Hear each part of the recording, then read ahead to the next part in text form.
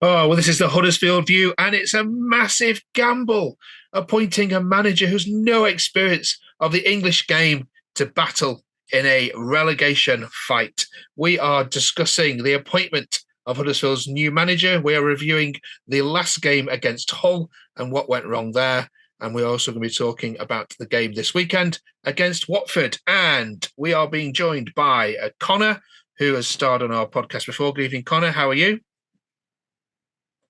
Hi, how are you getting on? Good, thank you. And we are coming straight in from the off. They've got our resident Huddersfield fan, Mark. Good evening, Mark.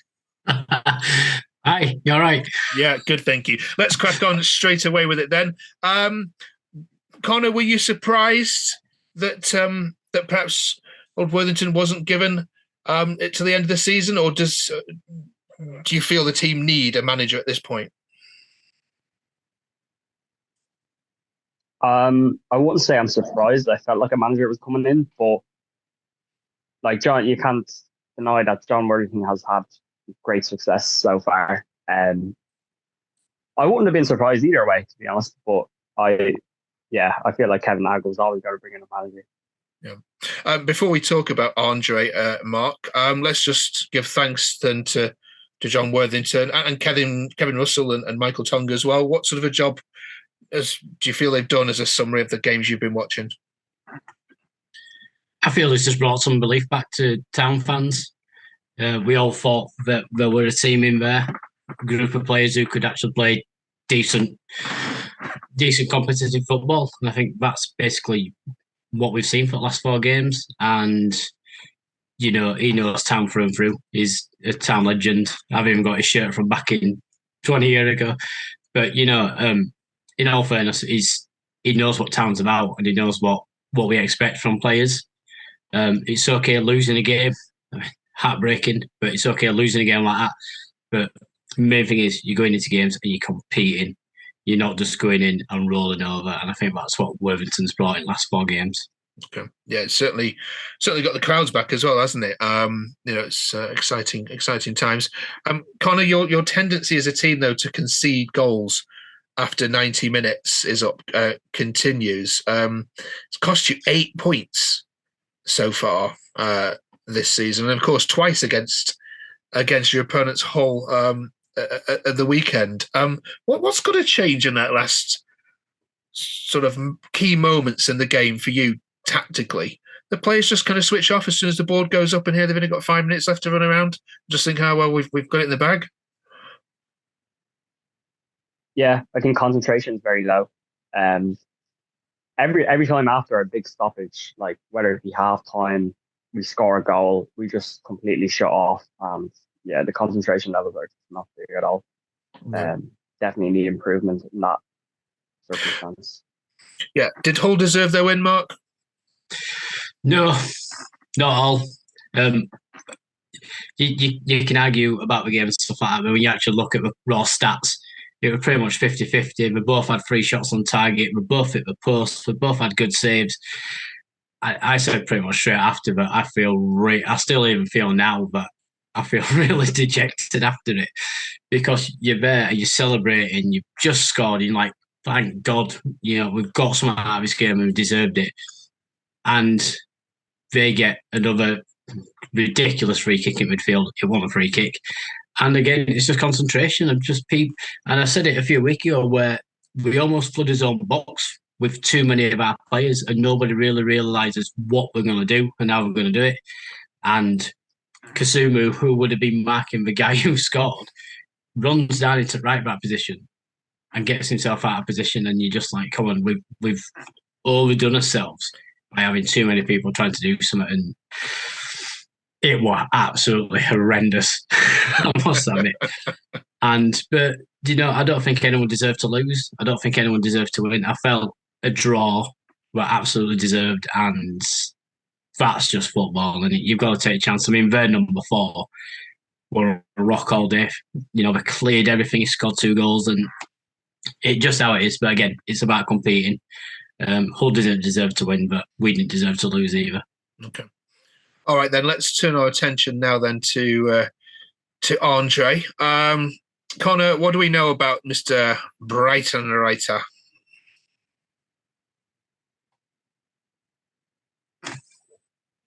Well, I done a bit of research this morning because I wanted to look at his head-to-head against Daniel Farke, because obviously both been in the German league last season, and it had me very nervous for the Leeds game coming up. But from what it seems, it's a very good appointment. It's a smart appointment. We always do well with Germans, and I hope everything is just successful for him. Really.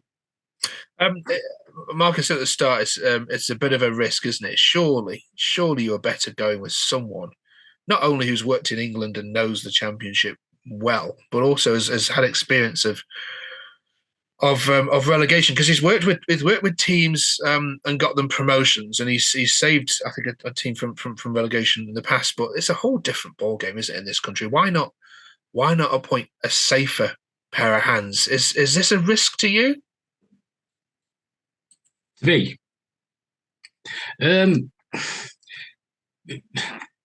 it's managerial merry-go-round in Britain, though, isn't it? You're literally getting the same people from the same clubs who have been sacked over being one of. And I think, do you know what? No one really expected Worthington to do what he did. And we brought in David Wagner, who's now at Norwich. We brought in Carlos Calbran, who's now at West Brom. So we're taking punts on decent overseas managers. So I think his track record kind of speaks for himself. You could argue that the leagues, what he's been promoted in or won in, are very Championship-like leagues. There's not many leagues better than Championship European-wide. You've got, apart from La Liga and Serie A and that, Championship's like possibly the fifth or sixth best league in Europe. So he's coming from an area where he's used to teams like us and managing teams like us. And again, if you'd after that 3-year plan, what Nagel's saying and he's after doing, and maybe there's a long-term thing in it, and also European connections. The European connections are absolutely massive. When we got promoted, we got Chris Lerber, we got Christopher Schindler, we got Michael Effelay, we got Terence Congolo, we got all these players who were from these types of teams similar to Town in these other leagues. And I think it can only work well for us, because what you're going to do, you're going to bring in Chris Powell Royals, and you're going to bring in Steve Bruce. You're going to bring in all the same managers who've done all the same things for all the other clubs. Okay. And you just have a lucky season. So fair play to Kevin Nagel. He's gone out and done something, and he seems to have picked a guy with good credentials. Yeah, okay. I'll sit on the fence then with this one, because he seems to have he's got rid of Neil Warnock, and then he's going to appointed the German equivalent of what I've read so far about this guy, of Neil Warnock, who just gets teams promotions, which is good. He's just 20 years younger. That's right, yeah. And he's got to. Yes, he looks a bit like Michael Beale from a distance as well, I thought. Yeah, he's when he was a player, his nickname was the Lightning Bomber. So we'll see how that goes down. Well, and yeah, Leeds. He's even got Terrier written in his name, hasn't he? Yeah, so fair enough. Well, I tell you what, if you two can come up with a song, or the Terraces can come up with a song that's got Breitenreiter in it, then I'll be. Yeah, you'll hear some at the weekend down at Watford. Yeah, then just get your predictions then for this Watford game.